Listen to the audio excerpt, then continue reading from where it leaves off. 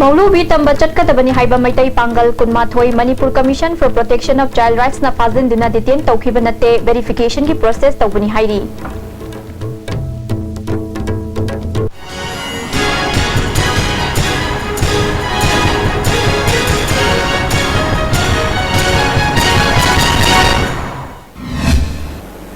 खुरुमजरी मिरेंग ताबिरबा सिंह तराम नोकचरी पाव संदोक न पिजरी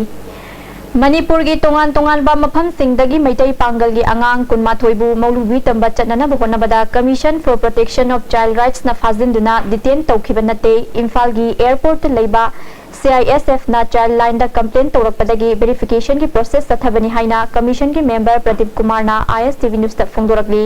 महांग मखा तना हाइकिबदा सुप्रीम कोर्ट की रूलिंग अमना चाही तरानिथोई की मखादा लेबा आंगांग सिंगबु ममा मपा मदी मखोई की अहल लमन याउदना मपा लमदा चटपा यादे हाइबा थिंगबा लई तंगाई फदना चटपा तारबसु मागी डिस्ट्रिक्ट सिंगदा लेरिबा चाइल्ड वेलफेयर कमिटी की बॉडी अमना वेरिफिकेशन तौरबा मतुंगदा सर्टिफिकेट पिगदबनी ngarang child rights na sathakhiba thabak adu supreme court ki chana kanglon adu gi matung inani commission na angang sing aduna mahi tonggadoriba institute sing adu hana masak khangdokhigani madugi matungda angang sing adu pubagi ayaba pigani lamdam asida child trafficking thodok kaya thokhibana pamdaba thodok thoktana ba cheksin thorang lokhatpani haiki hairiba angang sing rescue tokhibadu angang sing adu and yamna safe amdi sonoina akoina satkadam phumsing da chatpa yanabagi तंगाई फदब verification तौबनी मणिपुर अवांग नोफोलम अकनबा child trafficking की लाइबा problem असिदा Supreme Court ना 2010 पीखिबा इंटरिम ऑर्डर दुगी मतुंग इन अखोय तौजबनी अन मसिगी मतंगदा अखोयगी तोंगानबा वखलोन अमदा अकनबा अखोयगी मुस्लिम कम्युनिटी नत्रगा इस्लाम धर्म की मधुगी मखादा लाइक तंबा चटपसिंगदा अखोयना तमना येंगना तौबा अमता लेते लोइना लोइना अखोयगी मीडिया की अखोय पाउदम खरदा हाइबा आंगांगसिंग अदु अखोयना मरम लेतना फाजनबगी मोंगदा खोंबा खोपसिंग मतंगदा सोइना सिंदोक्सनिंगबदी होजिक आंगांगसिंग अदु अमुंगना चटपा यानबा मखोयना चटकदोरिबा इंस्टिट्यूशन सिंग अदु अखोय कन्ना वेरिफिकेशन तौजरी लोइना लोइना आंगांगसिंग अदु टेक तगाइदना मखोयगी गार्जियन सिंह पेरेंट्स सिंह दा मराम कुशी नजकरे नंदम सिदा लेरिबा सिविल सोसाइटी सिंह महिरो की लोक सिंह मरोइना पांगल स्टूडेंट यूनियन की म्यू सिंह सोपेंगा उनजकी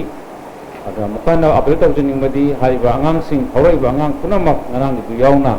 yam सेफ ओइना मखोगी लाइफ सी यम सिक्योर ओइना राइट टू एजुकेशन फंगनबा प्रोटेक्शन फंगनबा ओनबा सिदा कमीशन दा पीबे याबा कोऑपरेशन पिनबियु चंगजलीब थबक खुदिंदा करिगुंबा कम्युनल लोइबा नत रिलीजियस बेस दा कोई थबक तौबा मत लेते क्रिश्चियन ओरगसु मैतै लाइन चपोरगसु इस्लाम लाइन चपोरगसु अखोइना यंगजरबसी माइनर नत चाइल्ड अंगांग ओइब्रा ओइदब्रा अखोइ याम सेफ ओइना चटलिबा चत्रबा सिगतनी अदुगा अखोइ अथु मतमदा मयामगी कोऑपरेशन लोइना कोइबा इशू से सोइना रिजॉल्व तौबा ngamone na asasu तौजर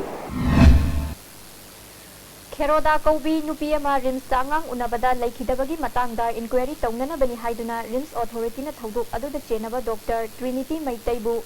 suspend तौखिबा थौंगबु यानिंगदबा फोंदोक्तुना obstetric and gynaecology department ना थबक लेपगी खोंजंग चंगसिनगनी हाइना तौरंबा अदु रिम्स की डायरेक्टर ना खंगल लखिबु वाफमदा भाप तानादबदगी थबक लेपगी खोंजंगदी सथखिद्रे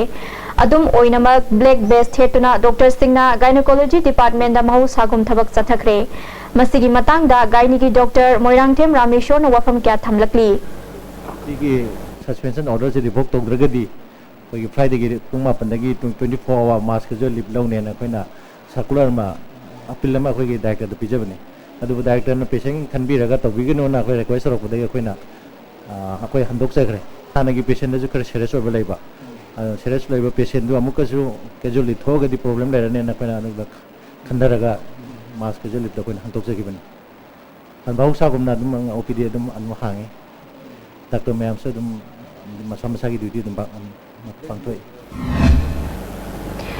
डीएम कॉलेज ऑफ आर्ट्स असे सरकार की मरी लेनबा सिंगना मीडियम चंगबीदे हाइदुना DM college of arts platinum student union नंगसी तांग 15 दगिना 13 फाउबा क्लास बॉयकॉट तौगनी हाइना खोंजंग चंगसिनबा हौख्रे मणिपुर सरकार ने लंबी थोंग चौखट हन्नब थबक कया पाइखटली अमदी पाइखटखिगनी हाइना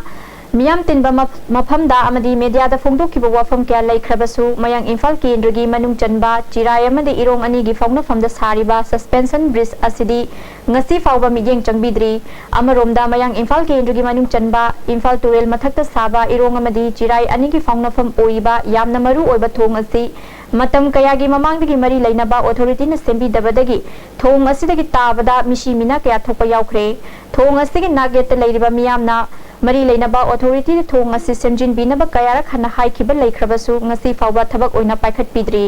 खुदोंग सादबा कया लैरबसु चथोक चसिन तौदबा यादबना मियामना थोंग असिदा चटनादुना लाखिबा अदु ngasiदगी बीजेपी की एजुकेटिव मेंबर ए रोबिंद्रन मियामगी खल्लगा थोंग असि सेमजिनबा हौख्रे मरी सुरे सी थोंगजे सिगिबा अंगांगदगी अहनदगी सिदगी तादना सिगिबा मसी मैम से अइना येंगिरु मतुंगदा कमाइना तौसिगे इसम चंबा प्रजा अमा ओइना अखोइ मैम तानागा करी तौसिगेना अखोइ तौबु याबा थबक खरा पयामगा पुलगा प्रधान अमदी अखोइ मैम Pulga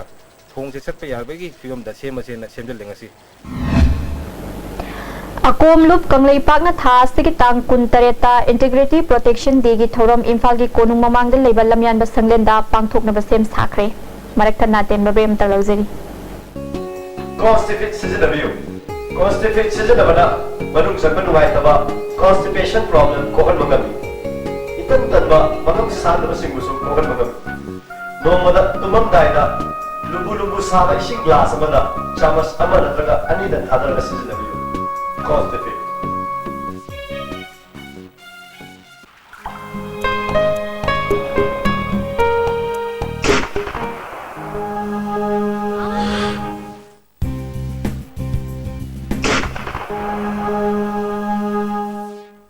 Oza Pain Relief Ointment Khwang naba, kok chikpa, tang chikpa, khu naba ki singbada sinaba yarba, lipsa putna puthok saba Oza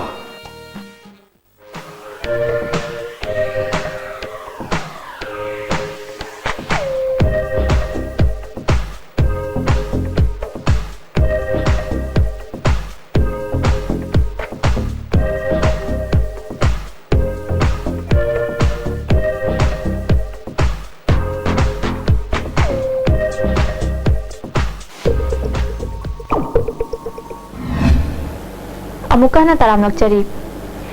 Cuttack के बारबती स्टेडियम दा फुटबॉल एसोसिएशन ऑफ ओडिशा ने सिंधुना सथरिबा नुपी मचागी जूनियर नेशनल फुटबॉल चैंपियनशिप की सेमीफाइनल दा मणिपुर ना तमिलनाडु बु तरुक शिनोदा माइथिबा पीदुना मणिपुर फाइनल चंख्रे मणिपुर की गोल सिंगदु N रतन बलाना गोल अनि प्रेमी चिरू एस रंजना चनु एच दयामनी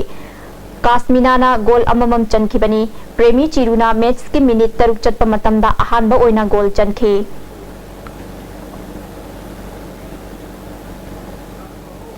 अमरोमदा अनिसुबा सेमीफाइनल मैच ता हरियाणा ना ओडिशा बु पांजिल अमा सिनोदा माइथिबा पीखरे लाखलिबा तांग तरा तरेता मणिपुर गा हरियाणा गा फाइनल मैच सानरगनी